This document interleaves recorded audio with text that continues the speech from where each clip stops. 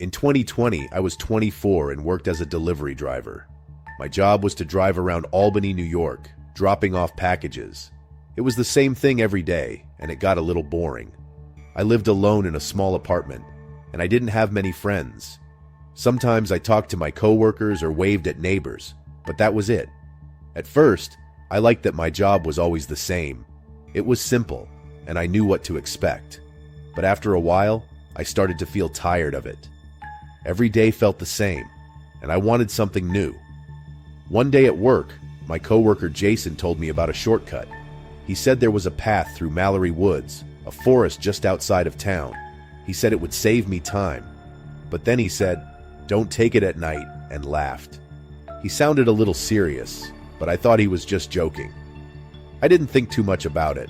I just wanted to finish my deliveries. The first time I took the shortcut, it was during the day. It was just a dirt road with lots of trees. It saved me time, like Jason said. Later that week I was running late, so I tried the shortcut again, but this time it was night. The road was really dark. My headlights barely lit it up. I saw an old car parked by the side of the road. A man was leaning on it, smoking a cigarette. He watched me as I drove by. It made me feel weird, but I told myself it was fine. People do strange things sometimes, right? A few nights later, I got a package with no return address. That was strange, but I didn't think too much about it. The address was near Mallory Woods, at an empty lot where people left things sometimes. When I got there, I saw that same old car again, but no one was inside. Everything was quiet. I felt nervous, but I dropped off the package and drove away. I kept looking in my mirrors, thinking maybe someone would pop out, but no one did. I told myself it was just a coincidence, but it still bothered me. The next day, people at work were talking. They said someone was watching drivers near Mallory Woods. Packages had been stolen. My coworker Sarah said she was scared. She thought someone was following her van, and she decided to quit. That night, I looked at my dash cam. I watched the video of me driving through the woods, and I saw headlights behind me. I hadn't noticed them before, but they were there, following me. My stomach felt tight, and I knew something was wrong. 2 nights later, I took the shortcut again. I know it sounds silly, but I thought maybe I was just being scared for no reason. The sky was dark, and my headlights were the only light. The trees looked like they were closing in on me. Suddenly, I saw 2 cars blocking the road, the old car and an SUV. 2 men got out. One of them had a crowbar, and they looked really mad. They yelled at me, saying I had something I shouldn't have, and that I didn't understand what was going on. My heart was pounding. I put my van in reverse, but the tires slipped into a ditch. I was stuck. I panicked. I grabbed my phone and ran into the woods. The branches scratched my face and arms. I called my boss, scared and out of breath, but he didn't believe me. He said I was just imagining things. I knew I had to get away by myself. I could hear the men behind me yelling and crashing through the trees. I didn't want to stop, so I kept running. Finally, I found a road. My legs hurt, and my clothes were torn. A police car came by, and I waved at it, almost crying with relief. The officer listened to me and then asked me to come with him. It turned out that the package I delivered had something illegal in it, and the police were already looking into a smuggling ring at the delivery company. The men who chased me were part of it, and they knew which drivers had the packages. Later, I found out that Jason, the guy who told me about the shortcut, was part of it too. He told me to take the shortcut to make me an easy target. The company changed a lot after that. New bosses, new rules. But I quit. I moved to a new city, hoping to forget everything. But sometimes when I'm driving, I still look in my mirror, half expecting to see those headlights behind me again. Story 2. It was 2019, and I had just moved to Chicago for school. My apartment was small, and the building was old, but it was all I could afford. Every night I walked home a longer way just to avoid a dark, scary alley on 7th Street. My neighbor Greg said it was a bad place, and I believed him. He said bad things happened there, and I didn't want to find out for myself. One evening, I was walking home after a long day at the library.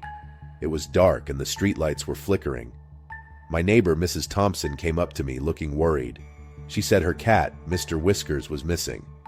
She asked me if I could help her find him, and she thought he might be in that dark alley. I didn't want to go there, but Mrs. Thompson was so nice, and I wanted to help her. I walked to the alley, and I felt really scared. It was too quiet, and my heart was beating fast. When I stepped into the alley, I heard people talking loudly. I quickly hid behind a big trash can.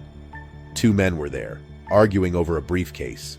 One of them looked really mad, and suddenly he pulled out a gun. I covered my mouth, trying not to make a sound. I wanted to leave, but I was too scared to move. Then I made a noise. My foot hit a tin can, and it made a loud clanging sound. The 2 men saw me, and one of them yelled, "Hey, what did you see?" I didn't wait to find out. I ran as fast as I could. My heart was pounding, and I could hear them chasing me. One of them shouted, "Get her! She saw everything!" I kept running until I couldn't hear them anymore. I ran through side streets trying to get away, and finally made it back to my apartment. When I got to my door, I noticed it was open just a little bit. My stomach felt tight. I pushed the door open, and I saw my things were everywhere. Someone had come in and made a mess. My books were on the floor, and my laptop was gone. On my table, there was a note. It said, "Stay out of it." I was so scared. I locked my door and checked every part of my tiny apartment, but no one was there. That night, I couldn't sleep. Every noise made me jump. I kept thinking about those men in the alley and wondered if they would come back. The next day, I went to check on Mrs. Thompson, but she wasn't home. Her son, David, was there. He looked worried. He said his mom had gone missing. She called him the night before, saying something scary was happening, but she didn't say what. Then she disappeared. David asked me if I knew anything, and I felt scared. I thought it had to do with what I saw in the alley, but I was too afraid to tell him about the men. I only told him I had been looking for Mr. Whiskers. Over the next few days, I felt like someone was watching me. Every time I left my apartment, I felt like eyes were on me. Greg, my neighbor, kept showing up. He looked at me like he was trying to figure something out. One day, I saw a black car parked across the street. It was there all day, and I started to feel really scared. I kept my curtains closed and tried not to be seen. A few days later, I found out the truth. The 2 men in the alley were undercover agents. They were trying to catch a group of bad people who sold drugs. They thought I might tell someone about them, and that's why they chased me. That's why someone broke into my apartment. They wanted to scare me so I wouldn't tell anyone. But that wasn't all. Greg, my neighbor, was part of the bad group. He had been watching me to make sure I didn't cause any problems for them. Suddenly, all of his warnings made sense. I decided to help the agents. I couldn't let Mrs. Thompson stay missing without doing anything. I met with the agents, but they were careful. They didn't fully trust me, but they needed to know what I knew about Greg. It was really scary. Every time I left my apartment, I thought someone might be waiting for me. I heard strange noises at night, and I was always afraid. But I had to help.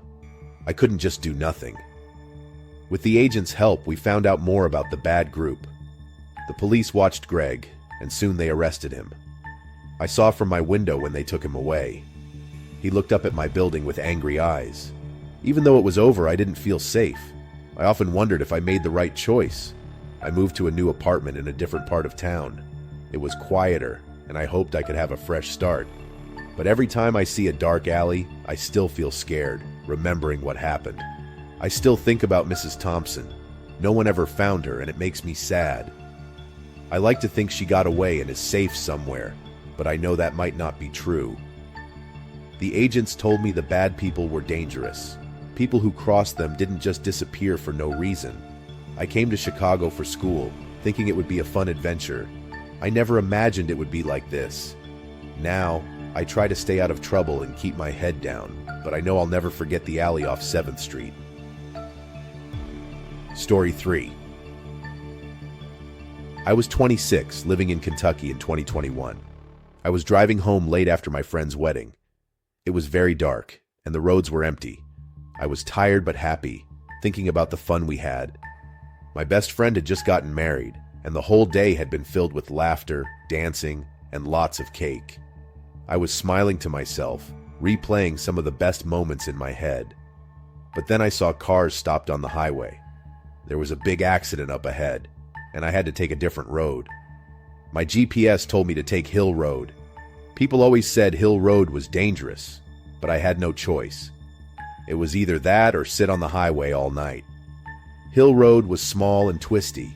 It went up a big hill and there were lots of trees. The trees were thick and tall, almost making a tunnel over the road. I drove slowly, feeling nervous. The road twisted sharply, and every turn made me grip the wheel tighter. After a while, I saw a car on the side of the road. Its lights were flashing, and a lady was standing there waving. She looked scared. Her eyes were wide, and she kept looking behind her, like she was afraid someone might jump out of the shadows. I stopped and rolled down my window. "Are you okay?" I asked. The lady came closer. She looked really scared and she kept glancing over her shoulder. "My car broke down," she said. "Please help me. Someone is following me." Her hands were shaking and I felt worried. I looked around, but there was no one else. The woods were dark and the road was empty. I nodded. "Okay, get in. I can take you to the nearest town." She got in the car, but she kept looking back, like she was afraid. I tried to talk to her to make her feel better, asking her where she was going and if she had called anyone for help. But she was too nervous. She barely answered, just mumbling while her eyes kept darting around. Then I saw it in my mirror, a dark van with black windows. It was following us. My heart sank a little, and I glanced at the lady. She was staring at the mirror, too. Her face went pale and she whispered, "That's them. That's who was following me." My heart started to pound.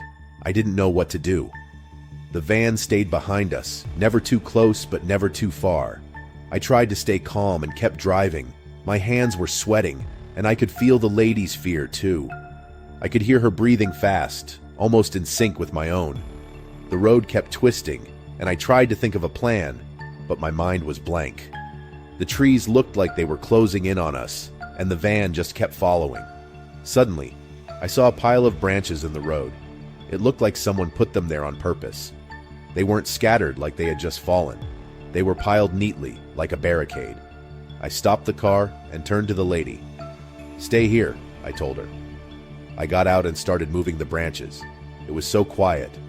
No wind, no animals, just the crunch of the branches as I moved them. Then I heard a noise in the trees, a rustling sound like someone stepping on leaves. I froze. My heart started pounding even harder. I thought I saw someone in the woods, and I felt really scared. My eyes darted around, trying to catch a glimpse of whoever was there. I ran back to the car. "We need to go now," I said, my voice shaking. I pressed the gas, and we drove around the branches. Suddenly, there was a loud bang. Something hit the car, and the windshield cracked. I didn't stop. I just kept driving, my hands gripping the wheel so tightly that my knuckles turned white. The lady was crying now, tears streaming down her face. She kept saying, "They won't stop. They won't stop." I tried to block her voice out and focus on the road. After a while, I saw a diner with lights on. It looked like a safe place, and I pulled into the parking lot. My hands were still shaking as I turned off the engine. I felt a bit better seeing the bright lights and the few cars parked outside. The diner was mostly empty. I took the lady inside and we sat at a table in the back. The waitress came over and I ordered coffee for both of us, hoping it might calm us down. I felt a little safer with people around, but I still felt like someone was watching us. Every time the door opened, I looked over, expecting to see the dark van. I looked out the window and saw her, the lady from the car. She was standing by the door, looking at me, her face pale and serious. My heart sank. "They won't stop," she said. "They will come after you too." I felt really scared. "Who are they?" I asked. She shook her head. "You shouldn't have stopped," she said. "Now they think you know too much." I knew I needed to leave. I couldn't stay there. I paid for the coffee, and we got back in the car. For a while the road was empty. I started to hope we were safe. The lady was quiet, and she seemed a little calmer. I kept my eyes on the road, watching for any sign of the van, But then I saw it. The van, parked right in the middle of the road, blocking our way. My stomach felt tight. I hit the brakes and the car came to a stop. 3 people with masks came out of the van. They walked toward us, moving slowly. I could feel my heart pounding in my ears. Suddenly, bright lights appeared behind us. A truck came speeding down the road, its horn blaring loudly. The masked people stopped, turned around, and then ran back to their van. The truck pulled up next to us, and the driver rolled down his window. "You okay?" he asked, his voice gruff. I nodded, my heart still racing. "You should get out of here," he said. I didn't wait. I hit the gas and drove away as fast as I could. My hands were trembling, and I kept glancing in the mirrors, expecting the van to come after us again. Later, I found out the truth. The lady in my car wasn't really in trouble. She was part of a group robbing people on Hill Road. They used me as a distraction. The truck driver was helping them too. They tricked me, and I believed them.